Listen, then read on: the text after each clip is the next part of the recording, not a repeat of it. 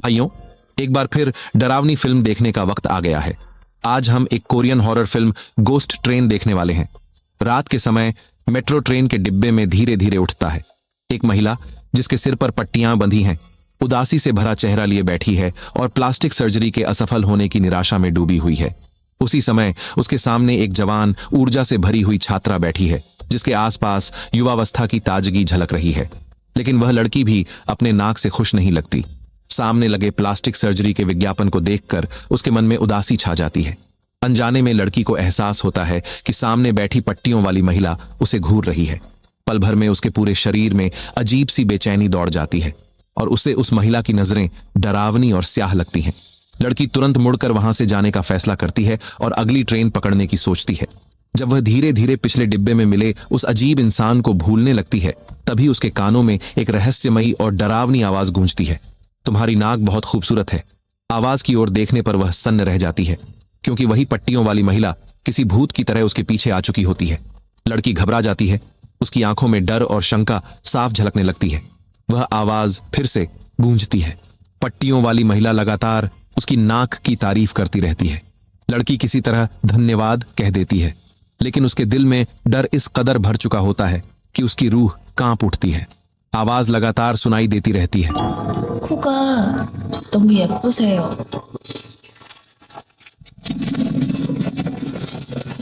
और जब लड़की पलट कर देखती है तो सामने वाली महिला के चेहरे पर एक ऐसा खौफनाक मुस्कान होती है जो रोंगटे खड़े कर देती है, और उसकी नजरें सीधी लड़की की नाक पर टिकी होती हैं।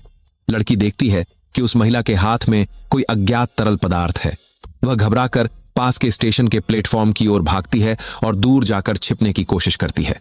इसके बाद जब लड़की मुड़कर दोबारा देखती है तो हैरान रह जाती है कि वह शख्स पल भर में बिना कोई निशान छोड़े गायब हो चुका है।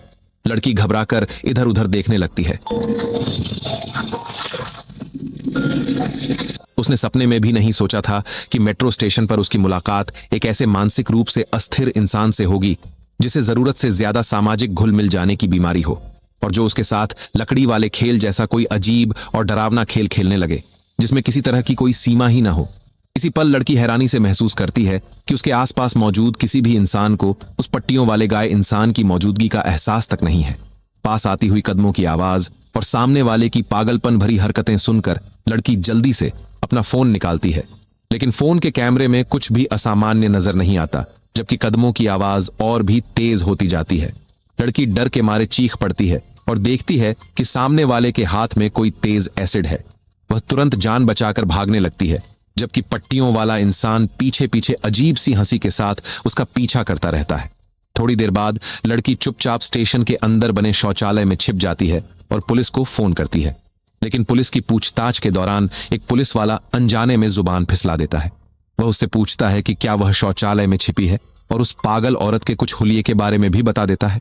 यह सुनकर लड़की सन्न रह जाती है, क्योंकि उसने अब तक हमलावर के लिंक का जिक्र ही नहीं किया था।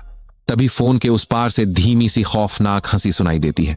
जब लड़की टॉयलेट के केबिन की ऊपर की तरफ देखती है तो उसे दिखाई देता है कि एक पूरा कप तेज एसिड उसकी ओर निशाना साधे हुए है, जो किसी भी पल उसके चेहरे पर डाला जाने वाला है। इससे भी ज्यादा डरावनी बात यह होती है कि बाहर निकलने का रास्ता पूरी तरह से बंद किया जा चुका है।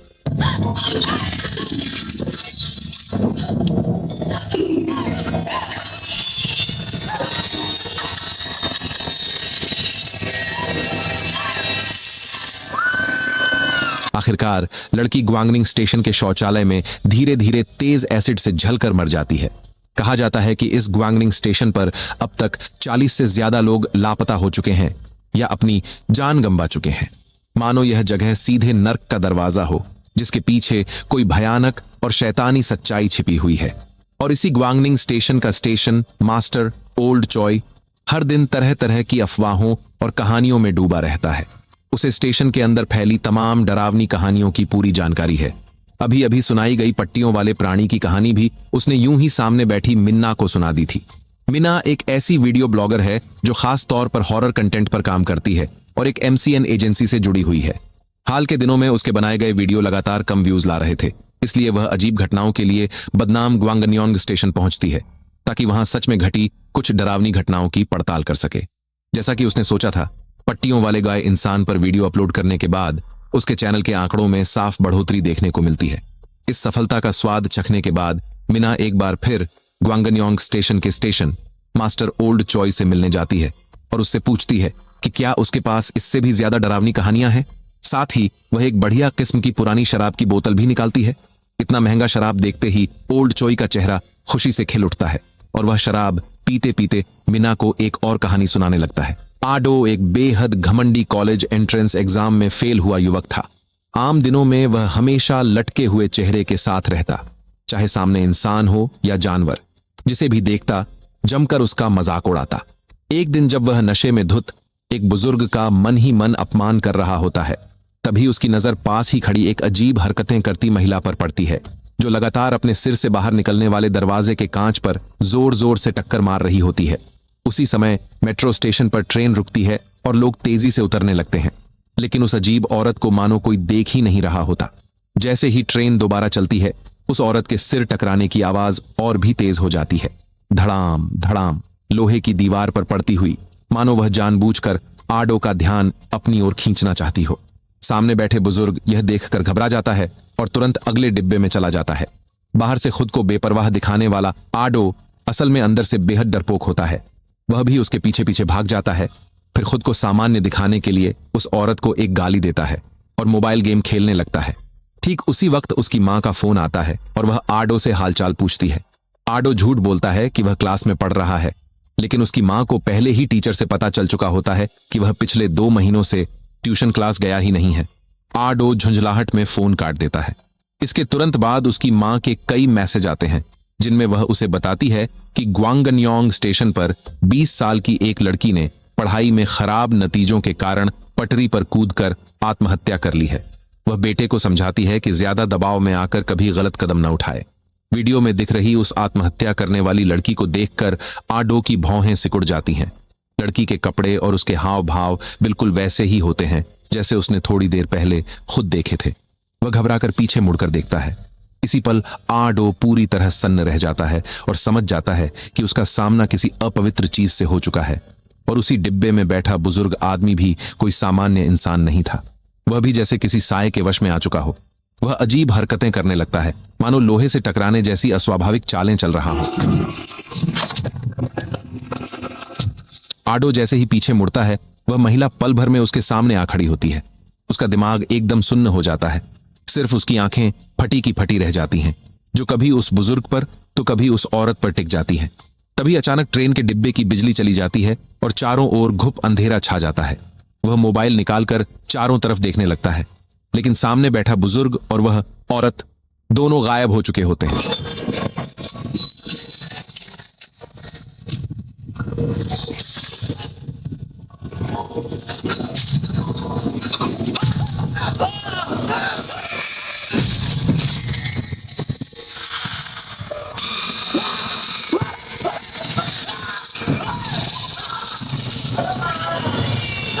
किसी तरह आडो डर की हालत से होश में आता है।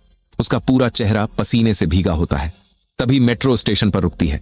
बिना कुछ सोचे समझे वह डिब्बे से बाहर भाग जाता है। अजीब बात यह होती है कि यह स्टेशन वही होता है जहां अजीब घटनाएं सबसे ज्यादा होती हैं, ग्वांगन्योंग स्टेशन। आडो सामने देखता है कि पुलिस की पीली चेतावनी टेप लगी हुई है और यही वही जगह होती है जहां उस लड़की ने आत्महत्या की थी। तभी पीछे से फिर वही जानी पहचानी टकराने की आवाज आती है। वह मुड़कर आंखों के कोने से देखता है और समझ जाता है कि वह अब भी इस बुरे सपने से बाहर नहीं निकल पाया है। उसके दिल में सर्द डर की लहर दौड़ जाती है। आडो की आंख से एक आंसू टपक पड़ता है।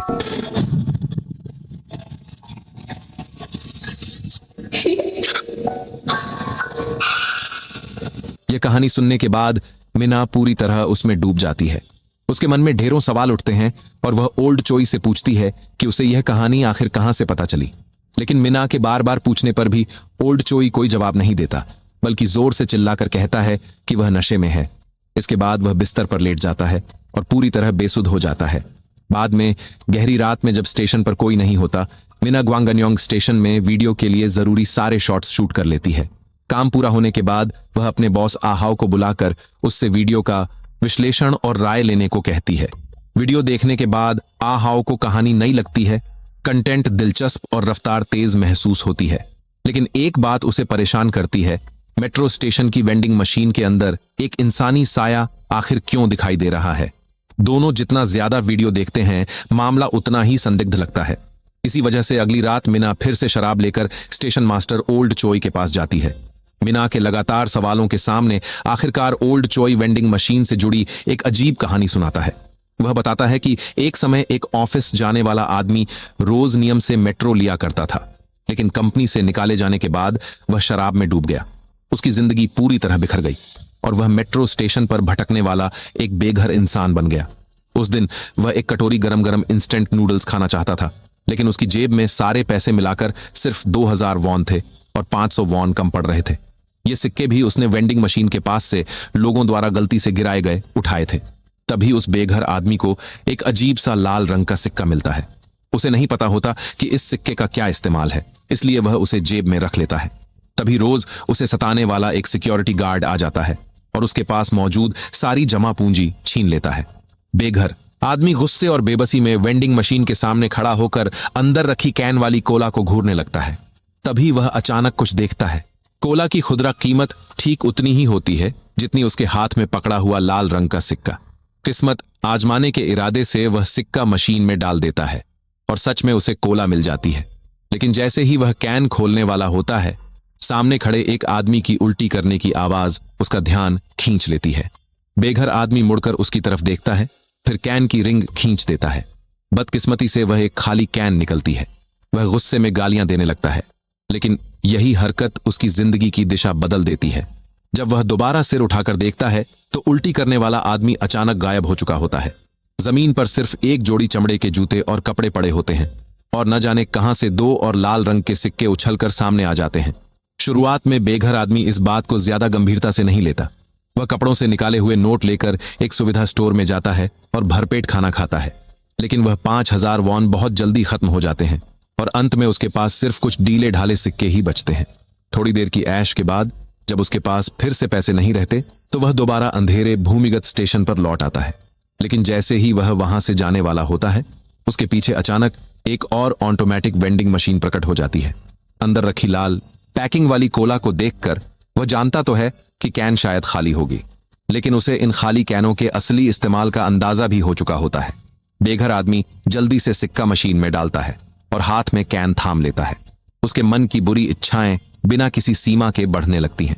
ठीक उसी समय वह सिक्योरिटी गार्ड जो हमेशा उसे परेशान करता था वहां आ पहुंचता है। बेघर आदमी को अब अच्छे कपड़ों में देखकर सिक्योरिटी गार्ड पक्का मान लेता है कि उसकी जेब में फिर से काफी पैसे होंगे और हंसी मजाक करते हुए उसकी तरफ बढ़ता है। वहीं बेघर आदमी पूरी तरह ध्यान लगाकर कैन को निशाना बनाता है और रिंग खींच देता है। सिक्योरिटी गार्ड के शरीर में अचानक अजीब बदलाव होने लगता है और वह धीरे धीरे गायब हो जाता है। आखिर में जमीन पर सिर्फ कपड़ों का एक ढेर बचता है।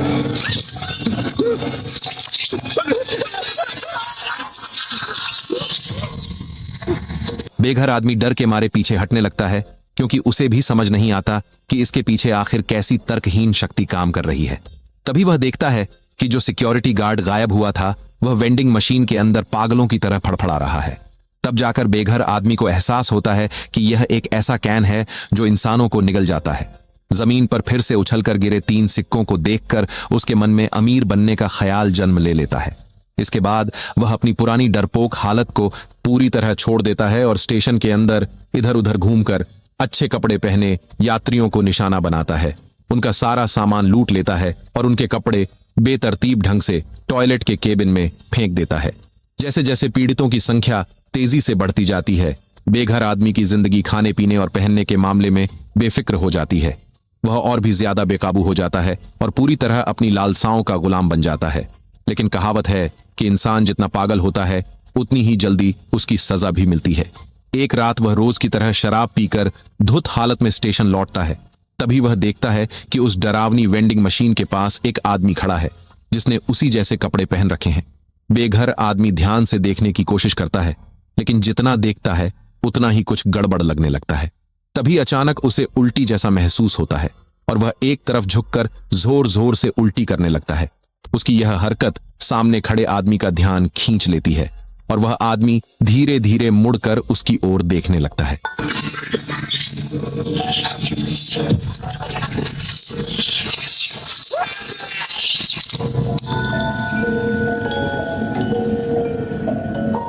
तभी पता चलता है कि सामने खड़ा यह इंसान वही है जो कभी खुद बेघर आदमी हुआ करता था।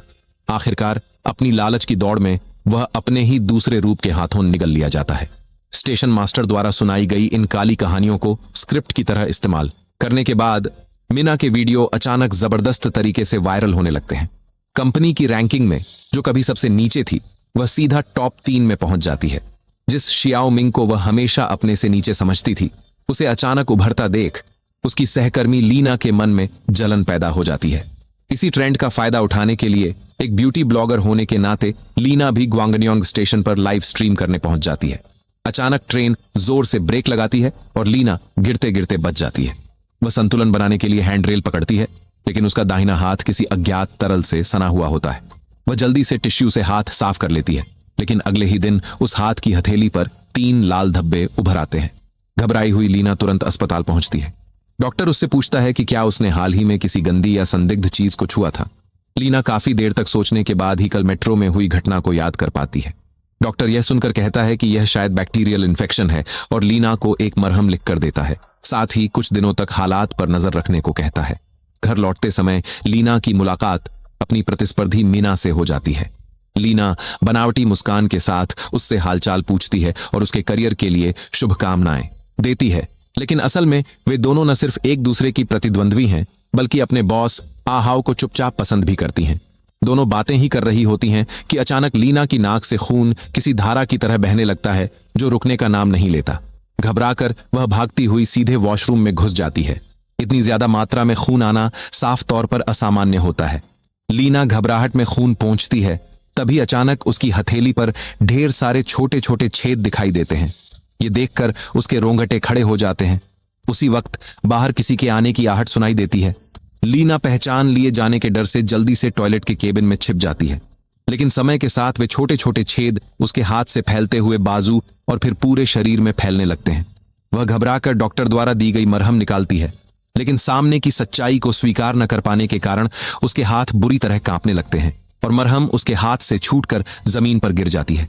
तभी वहां से गुजरता हुआ एक फैन उस मरहम को उठा लेता है। 저기요. 혹시 리나님 아니세요?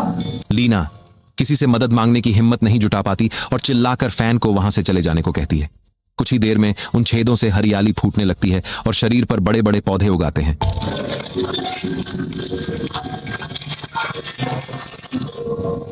आखिरकार लीना उसी केबिन में हमेशा के लिए गिर जाती है और एक पौधे में तब्दील हो जाती है। भले ही यह मौत बेहद पीड़ादायक होती है, लेकिन अपने तरीके से वह वैसी ही खूबसूरत मौत मरती है जैसी वह चाहती थी। कैमरा बदलता है और मीना एक बार फिर स्टेशन मास्टर ओल्ड चॉय के पास पहुंचती है और उससे पूछती है कि क्या उसने कभी ग्वांगन्योंग कल्ट के बारे में सुना है। दरअसल अपनी जांच के दौरान मीना को पता चलता है कि यह ग्वांगन्योंग स्टेशन पहले उसी कल्ट का चर्च हुआ करता था।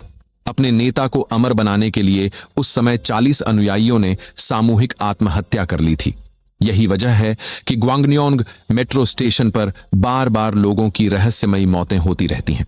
इसलिए ज्यादा व्यूज हासिल करने के लिए मिन ग्वांगन्योंग कल्ट के लोगों का इंटरव्यू करना चाहती है। वह स्टेशन मास्टर से पूछती है कि क्या उसे उनकी सही लोकेशन के बारे में कुछ पता है। स्टेशन मास्टर शुरू में यह जानकारी देना नहीं चाहता और मीना को यहीं रुक जाने की सलाह देता है, लेकिन एक बार जब इंसान सफलता का स्वाद छक लेता है तो उसके लिए रुकना बेहद मुश्किल हो जाता है। मजबूर होकर स्टेशन मास्टर मीना को उनसे मिलने का तरीका बता देता है। वह कहता है कि हर रात ठीक 3:24 पर एक ट्रेन स्टेशन पर आती है। अगर वह उस ट्रेन में चढ़ जाए तो उन्हें ढूंढ सकती है। इस वक्त ट्रेन के आने में सिर्फ 4 मिनट बचे होते हैं। मीना उत्साह से भरी हुई इंतजार करने लगती है। तभी उसे बिल्ली की एक आवाज सुनाई देती है और वह उसी दिशा में चल पड़ती है।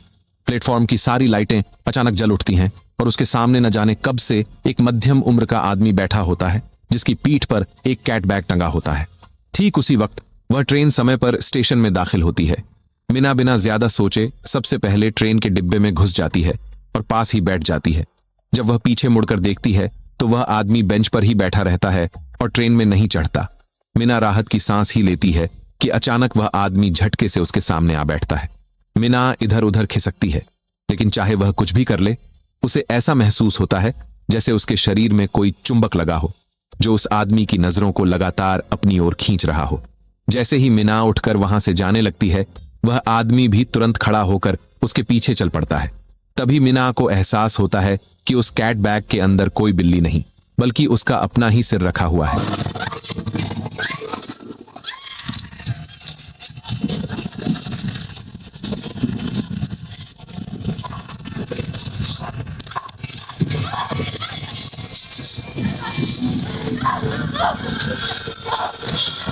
जैसे ही मीना ट्रेन से उतरती है, अगला दृश्य उसे उसकी कंपनी में काम पर जाते हुए दिखाता है।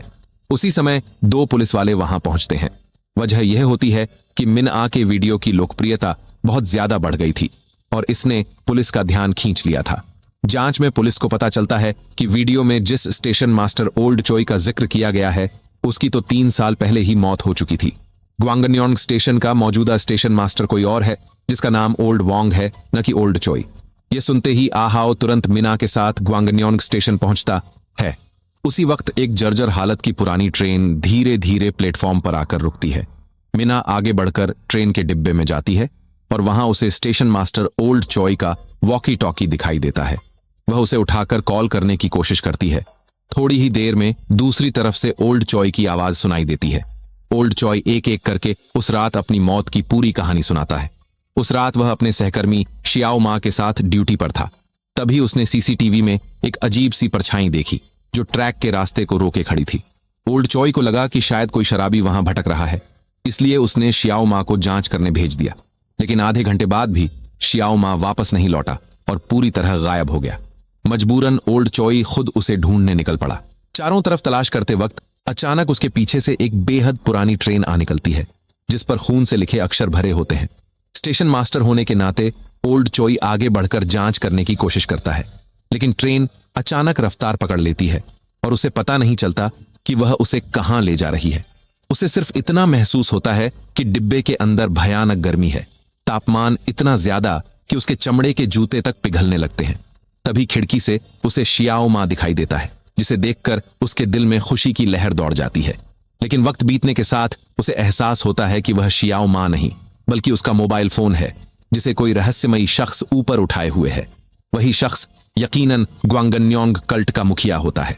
थोड़ी ही देर में ट्रेन फिर से चल पड़ती है और फर्श के नीचे से निकले काले हाथ ओल्ड चोई को धीरे धीरे घसीटकर अंदर खींच लेते हैं।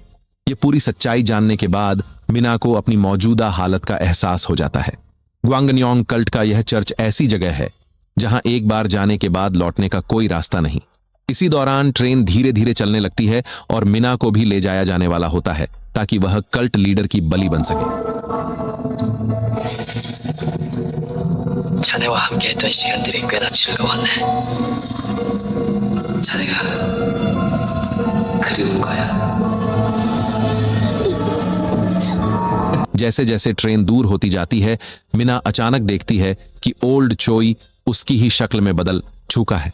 तब उसे समझ आता है कि शुरू से यह ओल्ड चोई असली था ही नहीं बल्कि वही दुष्ट कल्ट लीडर था। अब वह मिनआ के शरीर का इस्तेमाल करके उसे ढूंढने आए उसके बॉस आहाओ को फंसाने वाला होता है। 다경 씨, 나 다경 씨 전화를 왜 이렇게 안 받아요? 걱정해.